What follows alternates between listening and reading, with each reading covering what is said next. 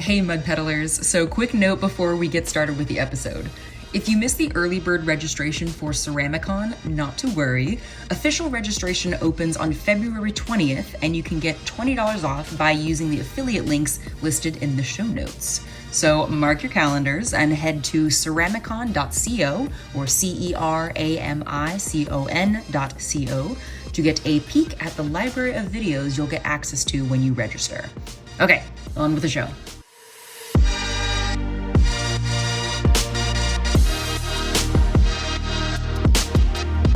This is The Mud Peddlers, a podcast where two nerdy ceramic artists share the behind the scenes of their worlds of clay. We're your hosts, Lindsey M Dillon. And I am Donte of Earth Nation. Today, Donte and I are talking about kind of like a subsection of time management, and we're basically talking about how we made time for our ceramics when we were beginning working in clay, and then today, and kind of how that's changed and how we've grown our businesses and our time management. Definitely as we grown. have. Well, I feel like in the beginning I had like a job, right, and then I lived with like my mom, and then I would pay a part of that rent, and then but any extra money would basically go to the pottery. Yeah. And then all my free time went to the pottery. I mean, but how do you make time for like friends? Because that's like, it's so funny. I know I've like you know this answer. I know this answer. Yeah. But I'm gonna talk about it anyway, because like one of the things that used to drive me crazy is that whenever people would talk about like time and how they like split time between pot and the rest of their life, is that they'd say like, oh yeah, like I worked in the studio for 13 hours a day, and I'm like, bro, okay, but you have a wife and 2 children. Clearly you're not just working on pottery for 13 straight hours. So like, no, of course not. So with your free time,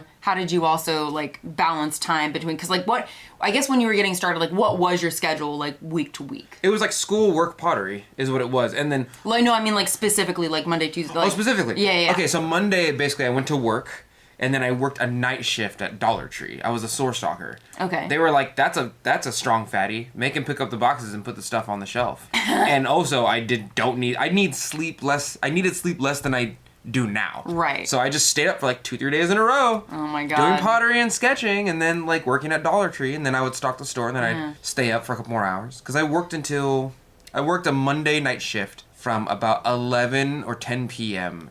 to like 5 or 6 a.m. Okay. And then by the time I got home and ate and like watched some cartoons or something, 10 a.m. came around. Alpha Fired Arts was open, right? Right. And then I would go there and I would rinse and repeat unless it was a school night, in which case I would go to sleep. Right. So I'd come home from the studio, which usually closed around 6. I'd go to sleep. I'd wake up around 8 or 9. I'd go to school, because Tuesdays and Thursdays were my split set. Right. And then I would have school for the entire day because all my classes were Tuesdays and Thursdays. Oh, okay. And then after class, go do pottery. Oh my God. After all my classes would go from about maybe 10 or 11 a.m. if I was late to class, if I scheduled them correctly. Usually it's about 9. I would stay there until about 4 or 5. And then if I was really lucky, I'd dip into Alpha for an hour or two, check on my stuff, because you gotta check on your stuff. Oh, yeah. You gotta make sure, you gotta see what level it's at and all that. Yeah. And then I would rinse and repeat that schedule. But as for your question of friends, like, those were the people I liked around me while I was doing work at the time. Okay. Does that make... you and I are different animals. But that's why I Yeah. wanted to talk about that. It's part of why I think this is interesting to talk about, because we have had such different ways of navigating that time. I mean, because I know you have close friends. You have people that, like, you have your favorite people. I got like 12 of them. Yeah. What was this? Somebody at work was like, you're such a Capricorn. You hate everybody except for like 12 people. No, I was like, yeah. Money, 12 people, and slapping cheeks. That's what I'm about. I love it.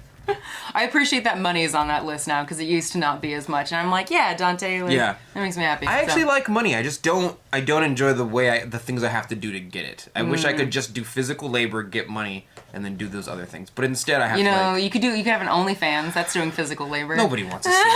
I beg to differ. I'm but getting that's a whole older, and I'm getting fatter. You got that dad bod, though. I do now. Yeah. And you're a dad, so it's like genuine grade A dad bod. It's like, ooh, he sits on the couch and takes care of his children for hours on end of day. So hot. Oh my gosh. I love it. He looks like he does less physical activity than he should be. So sexy. Okay, how did you spend time with your friends, though?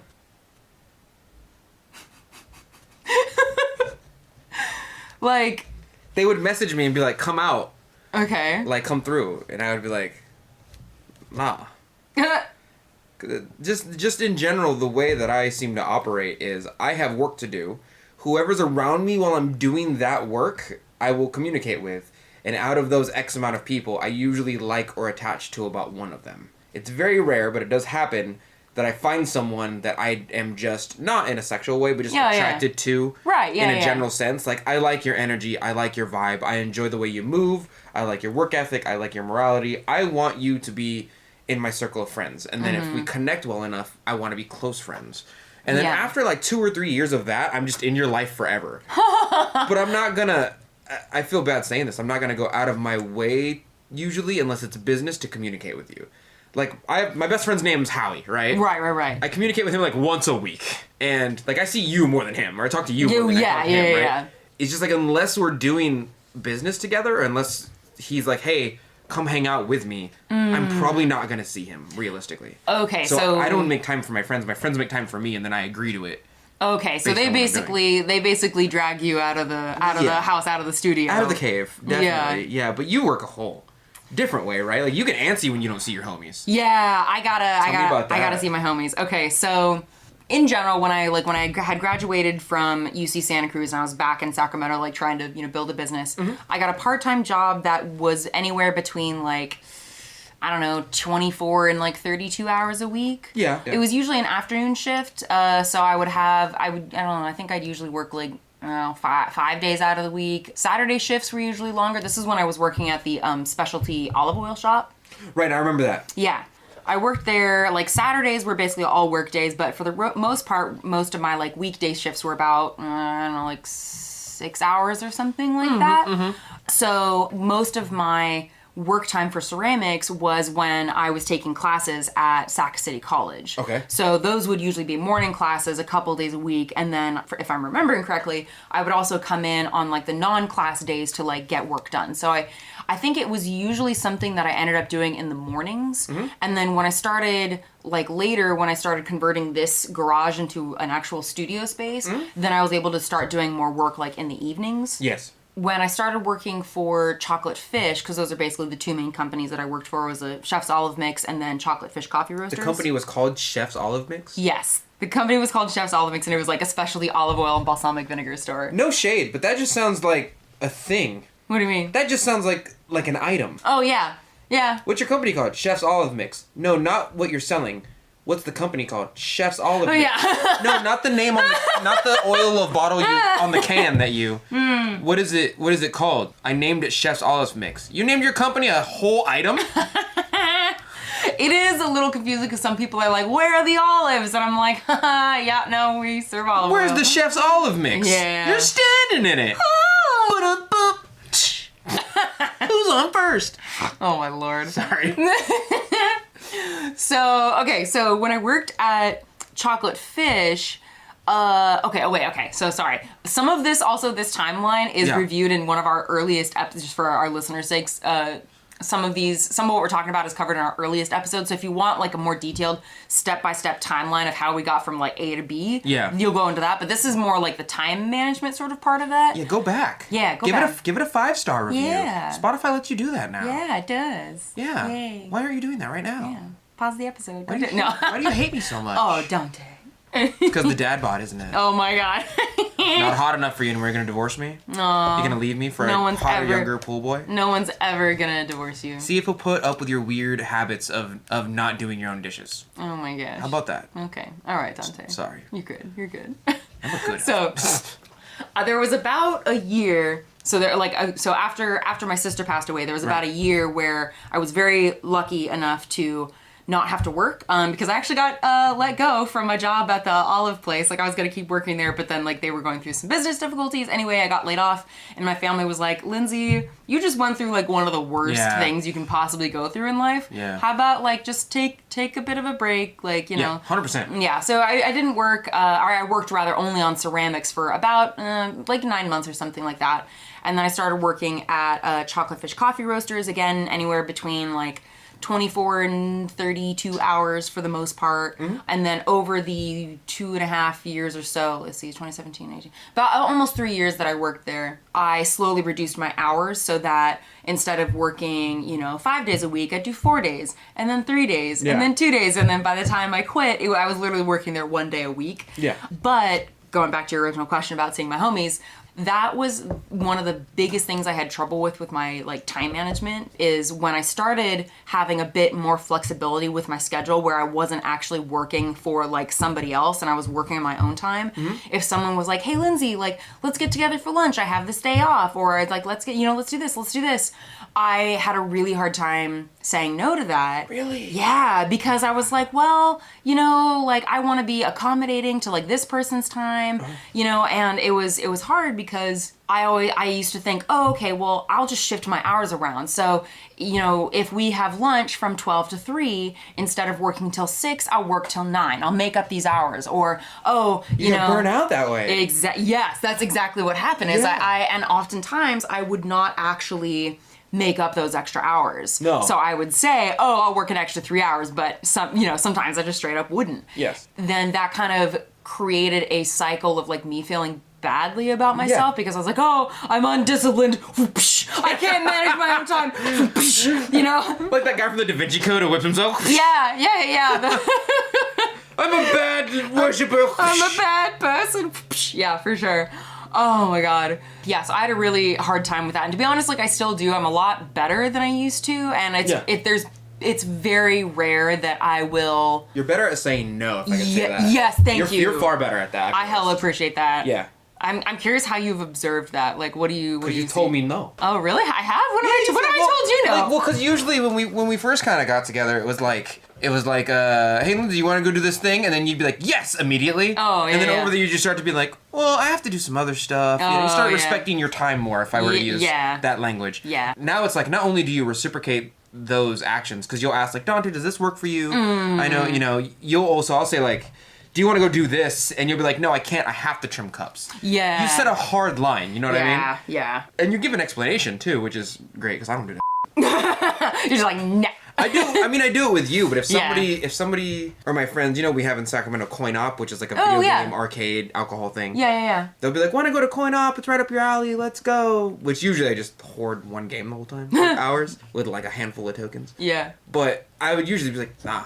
And then they would inquire, but why? Yeah. And I'm like, well, I don't want to. And the way my brain works is, well, do I need to socialize right now? No. That's usually not the case. Yeah. Am I hungry? Yes. Can I get food there or on the way? Yes. Will it be too much trouble for me to make food of my own at home?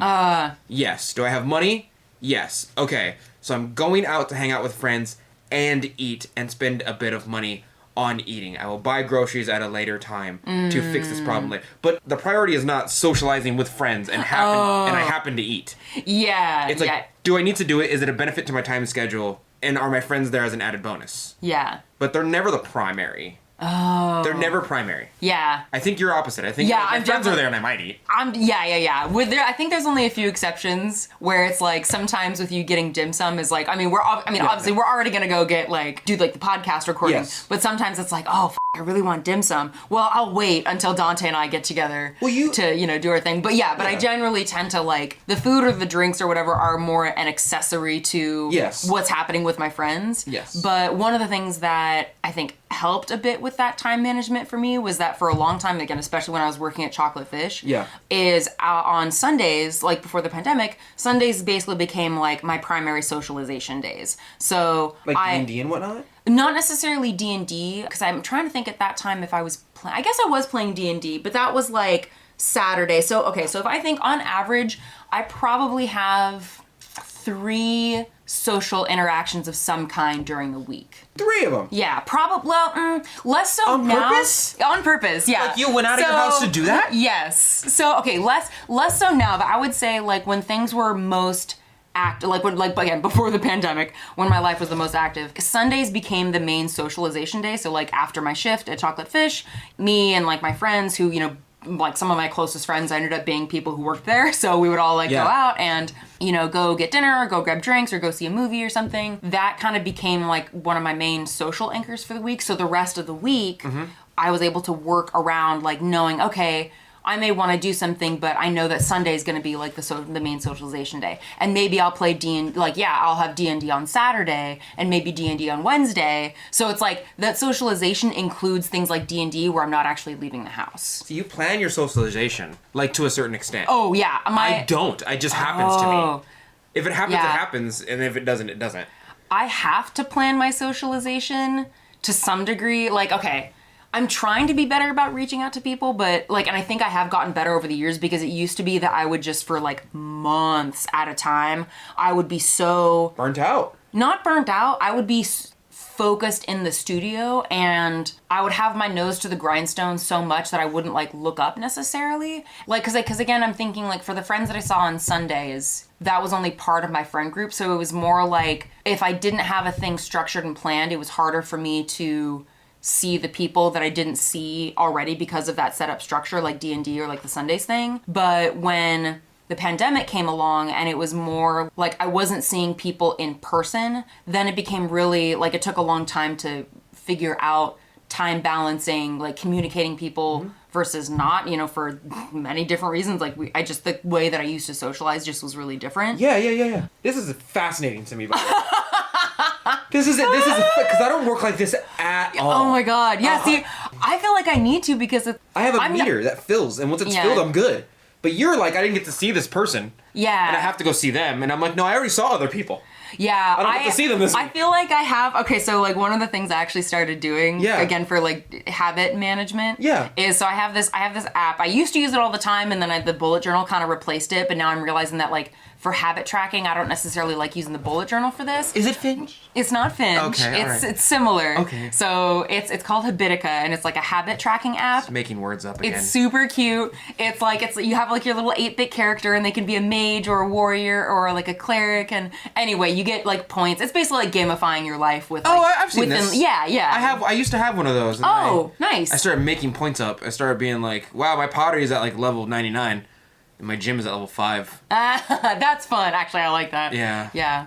So what I started doing is I made like a list of the people that I want to make sure I keep good track of, and I have like a little keep in touch thing. So it's like, oh, like when was the last time I talked to Sarah? When was the last time I talked to Alana? When was the last time I talked to Cor? You know, it's like, so I have all these people because I would consider myself a relatively social person. I think you're like, normal, so you're not like overly social. Yeah. You're like, I need to see my friends a couple times a week. Yeah. Overly social people won't do any work unless they have socialized with one person a day. Oh yeah, no. I need to be yapping all the time. I think what works for me is having long periods of time in the studio where the only other person I'm seeing is like my mom, you know, and it's just like, oh, I'll come in, we'll like have tea together or something, and then I'm out in the studio working for hours by myself. I really need that alone time, but that's balanced out with social time with friends. But fortunately, I do have friends that reach out to me and are like, hey, like, let's go do this thing. Hey, let's go do this thing. Yeah. And then I'll be like, oh God, I'm so sorry. It's been so long since I've seen you. I didn't return your message because I saw it,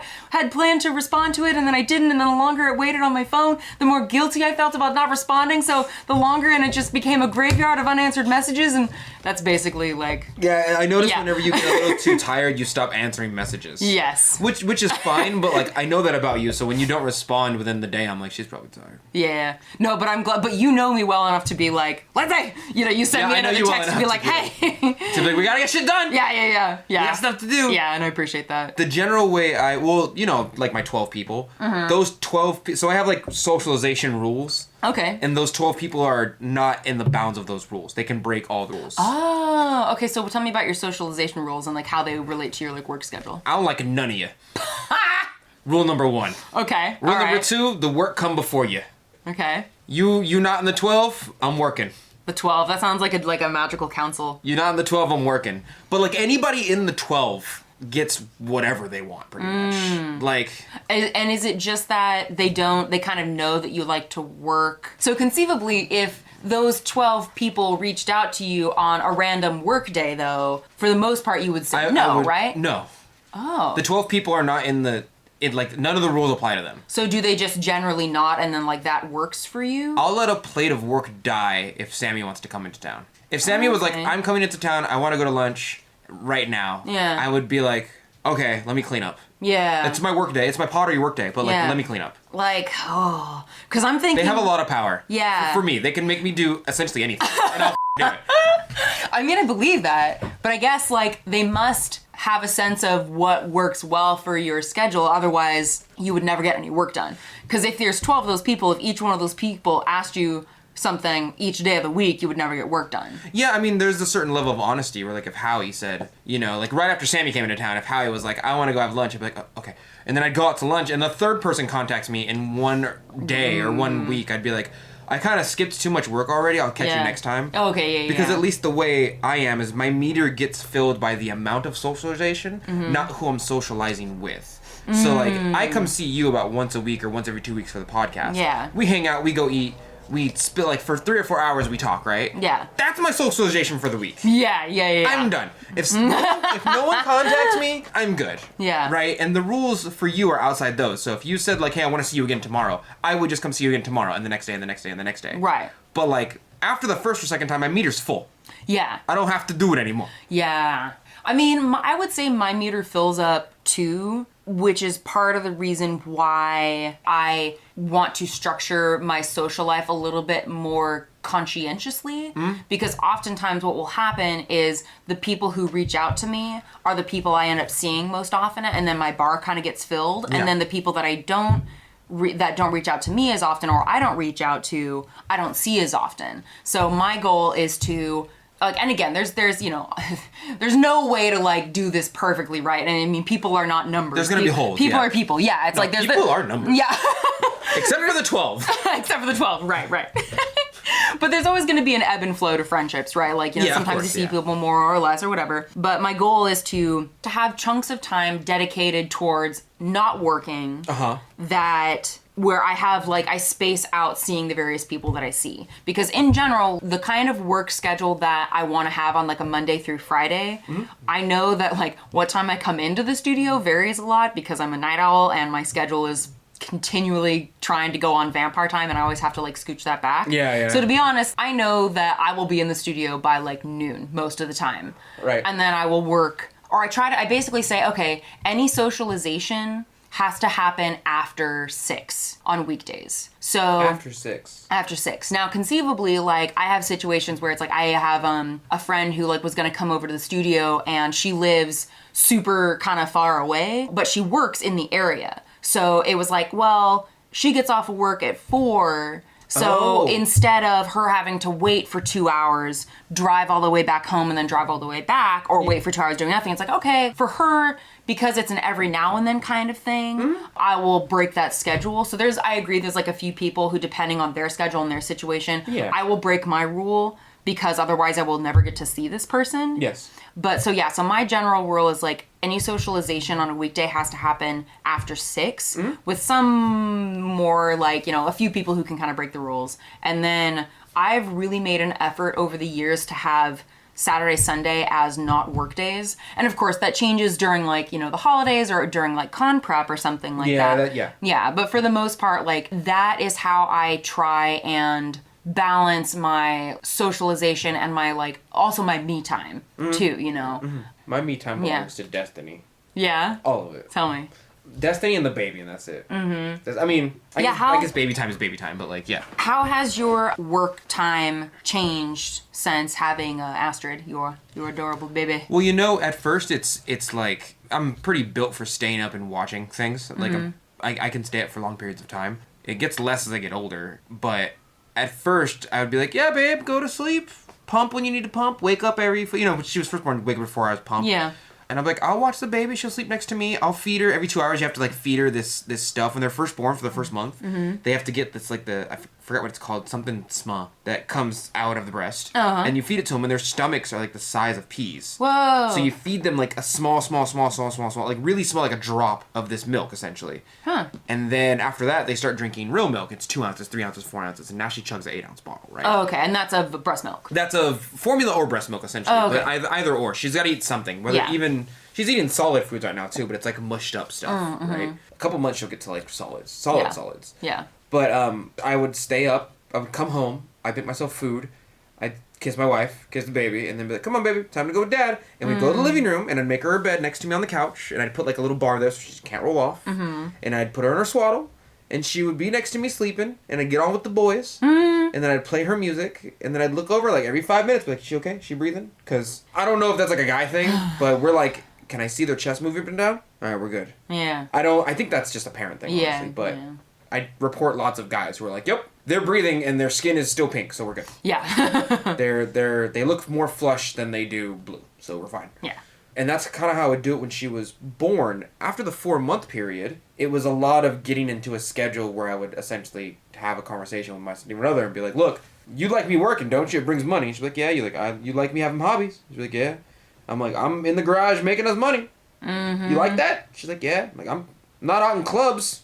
You know what I mean? Like, I'm not spending tons of money on like new shoes and clothes I'm never gonna wear. Like, I'm doing the most based husband thing you could think of. I'm in the house working. Yeah. And I'm there when you need me if you just call me. And she's like, yeah. I'm like, so I need time to do that. I need time to go do the thing that is supporting us. Right. But I can't just... Abel's very like, just be next to me and hang out, and that's my love language. Oh, right. And I'm like, I can't do that all the time. Oh, okay. If you and I were to waste the rest of our lives on this couch, we would be broke and poor. Okay. We'd be together and broke and poor. You know what I mean? So I have to. So I've designated Thursdays as my... Most of the day I'm going to, unless you call me from the garage, going to be working on my pottery. On Tuesdays and Wednesdays, one of those 2 days, I gotta go with Lindsey to go do the podcast thing. Other than that, I'm pretty much yours, you know? So other than that, I'm taking pictures for posts, I'm posting, I'm editing video as I watch the baby. Yesterday we had like a game day where she played games and I watched the baby all day. Nice. The only time she watched the baby is when the baby got like, I want to see mama. Yeah. She's having the social anxiety separation phase right now. Oh, yeah. Which is very common for like a 10-month-old. Oh, yeah. They want the parent that stays with them the most, which is mom, because I go to work. Right. But as of now, the way I'm working around it is by talking with my partner and designating time to work on my craft. And it's not me time, because me time is when they go to sleep. Because I just go, you're asleep, I ain't got to worry about y'all. I'm just going to stay up 3 more hours and play games with the boys and lift some weights and, you know, watch YouTube and watch some Matt Cat videos and, you know, do my own thing. Extra stuff. But that's essentially the way I delve out my time.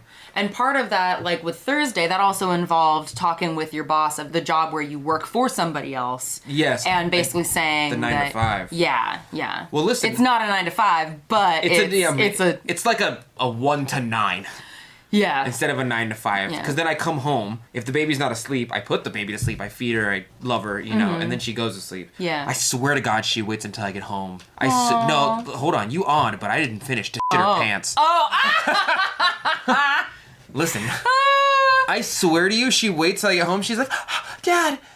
And then I like love on her, hug her, change her. And then I'm like, all right, well, you're not asleep yet. And Mama's got to go pump real quick. So you're going to be with Dad. She goes, oh, okay. And then she stays there. She's standing. She's almost walking. She can understand most of what I say. And then I say once every 2 nights, she looks at me and goes, and I'm like, are you? Oh my gosh. And she goes, yeah. Does she actually answer you? Yeah. Oh my gosh. She can't audibly. She can't like form words. Right. She just got past her first word. Her first word's hi. Oh. And she learned that from a YouTube channel called Miss Rachel, which is great. It's like Sesame Street, but it teaches things instead of just... Not that Sesame Street doesn't. It's just that Sesame Street is more of an act. As for Miss Rachel is like, I am actively, personally teaching your child ABCs and how to say hi. And that's all her content is, all that. But yeah, that's essentially how I partition my alone time versus my work time versus my anime time versus my wife time. So how many hours are you working now at your other job? What's crazy, and I do have a story about that. Okay. It's a small one, right? I used to work like 36 to 38 hours a week, and then I took a day off. And I specifically took, this was God's plan right here. I specifically took a day off because my health insurance, and I think other people's health insurance as well, in California, for the type of business that I work for, raised my health insurance by $100 every paycheck. So that's $200 more. I already paid like $100 something every paycheck. Right? And that was like dental, medical, bundled up into one thing. Right. I learned that in California, we have Covered California. Right. Where if you don't make over like 50 or whatever thousand from a singular job, you essentially get free health coverage, but your premiums are more. Like when you go in, you gotta pay a little more money, right? So like my vasectomy was like $80. Oh, okay, yeah. On this plan, it's gonna be like $200. Oh, on the new plan that you were gonna be on. The plan that I'm on now. Oh, the plan you're on now. Because I changed over because they were taking $400 a month or close to $400 from my paychecks for medical that I didn't really use realistically for a really good package. But then I was like, "Hey, boss," and he goes, "What?" And I was like, "I did the math on it. I could technically take a day off of work, not get health coverage." And minus the amount of money I'd be making for a day's worth of work, I would technically be making $300 more a month. Because instead of paying for the health insurance, you would get covered California. Exactly. Okay, and that's also part of the reason why you started taking Thursdays off. And it just rolled into one where I was like, I'm just gonna not work that day and make 2 days worth of money. More than I would have if I didn't. Mm-hmm. And he was like, I don't like that, but that is true. Yeah. He's like, he's a businessman too, you know, so not like I am. I'm just saying, like, he's definitely business savvy.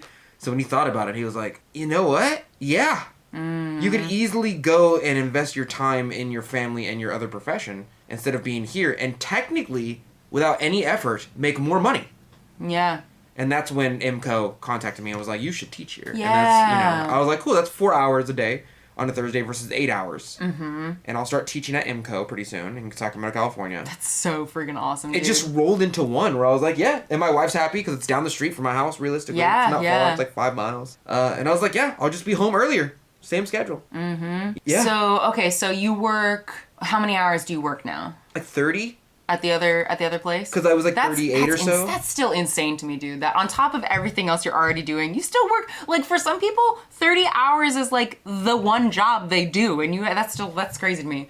Okay, 30 hours isn't too, those blue collar people. I work 69 hours a week because I'm a real man. I work in the tractor fields. I never see my family. My daughter doesn't even know my real name. Oh my God. 30 hours ain't nothing to me. Oh God. I got a truck out back. I ain't got no truck work to do, but I got a truck because I'm a man. Oh my God. He coughs out a lung. Yeah. From his black lung that he got from working in the mines. Because he thinks that hurting and damaging his body is a manly thing to do or some crap like that. Yay for toxic masculinity. Yay!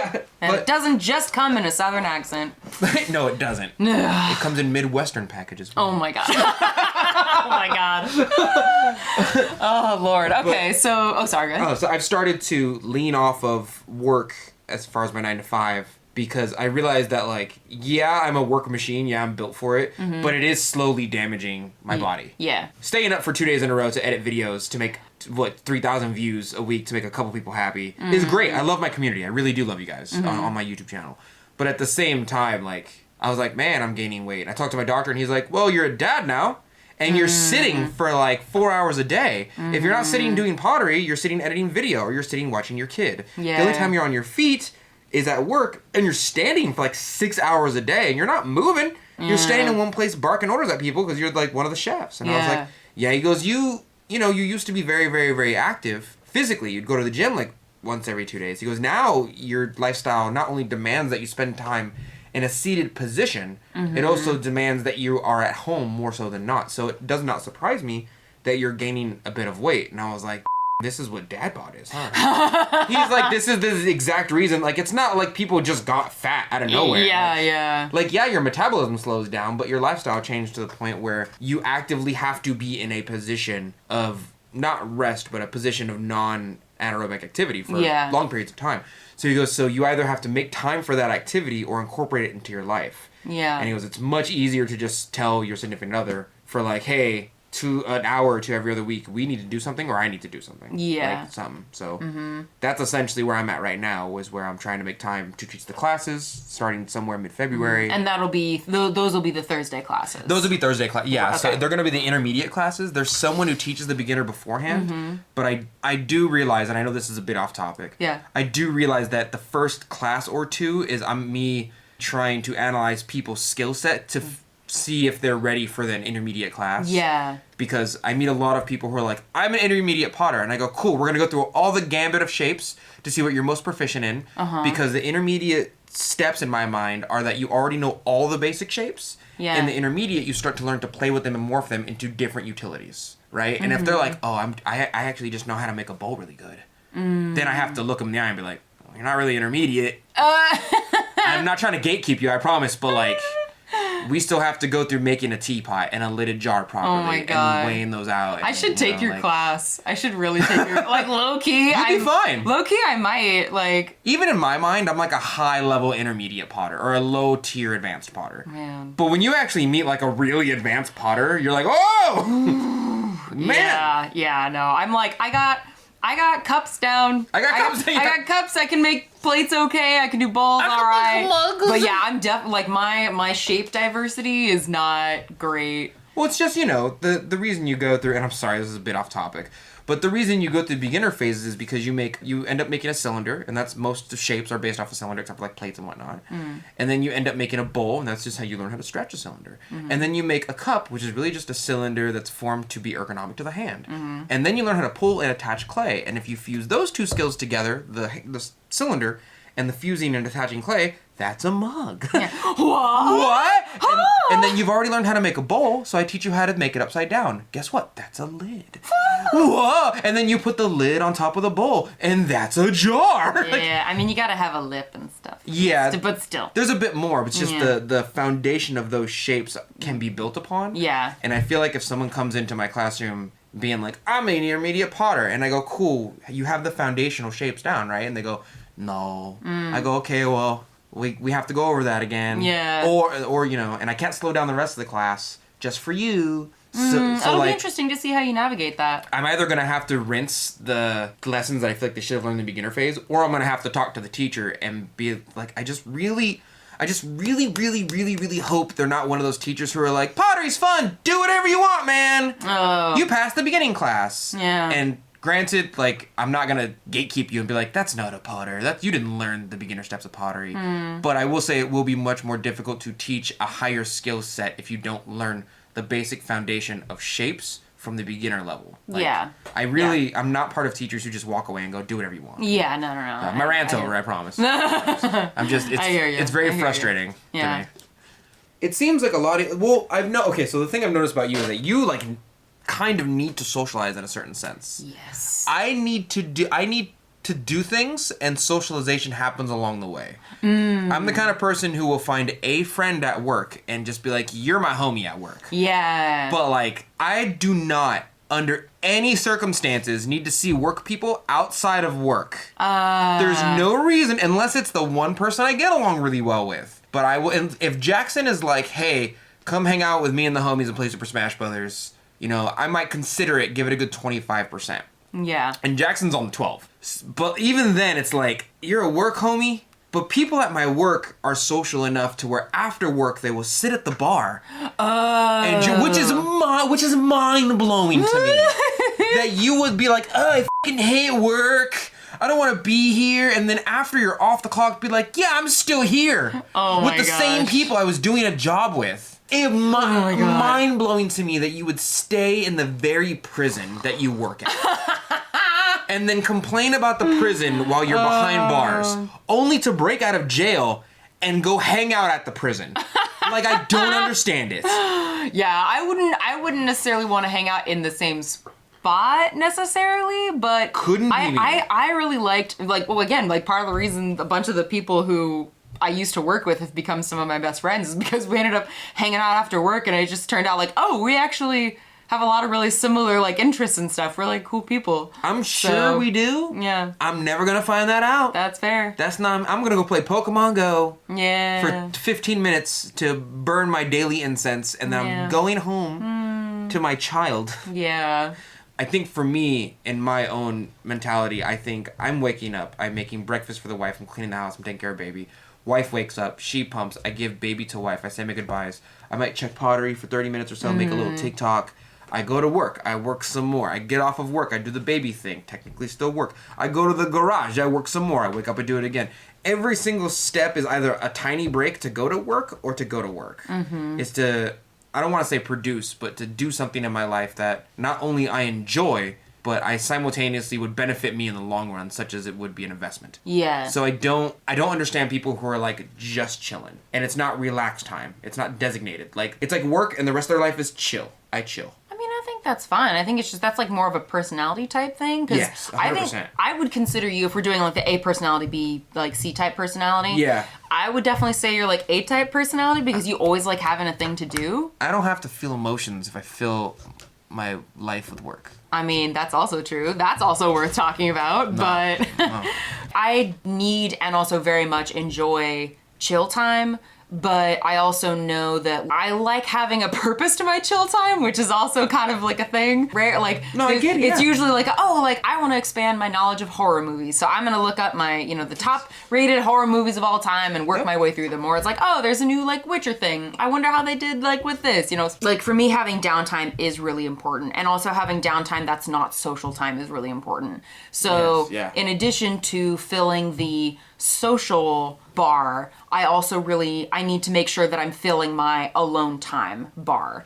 And admittedly, like when I'm at home, like when I consider alone time also like time with my partner, because again, Cody and I we live in a small apartment, but he is often doing his own thing and I'm often doing my own thing. We're just in the same space together, which I really like. Yeah, I don't know. So I think like everyone has different bars that they need to fill in terms of how much social time, how much like downtime, how much chill time, how much solo time, and how much like working time. And I think like, not to make a cheesy sounding summary, but like we all just need to figure out like, if it's worrying me that you're laughing a little. It's making me worried. I'm laughing because I'm thinking about like how how like different enemies will have like 2 or 3 like health bars or whatever, or they'll have like a health bar and a mana bar and like a bar that's saving up for their ultimate, the stamina bar, or what are the stamina. Yeah. So I'm thinking like I'm turning this into like a gamer parallel, but I'm thinking like if your base stats mean that your bar for social energy, you need to fill that up more than you need to fill up your solo time. It's like, so everyone just, I feel like we have to figure out what our natural inclinations are for like, okay, how much work do you need to get done to feel good? Yeah. Because like for me, I mean, I need to be making sure that I'm making enough work to sustain myself financially and to be growing and to like, just in general, like maintain my business and also and kind of like grow. Yeah. So I need to have a lot of work done, but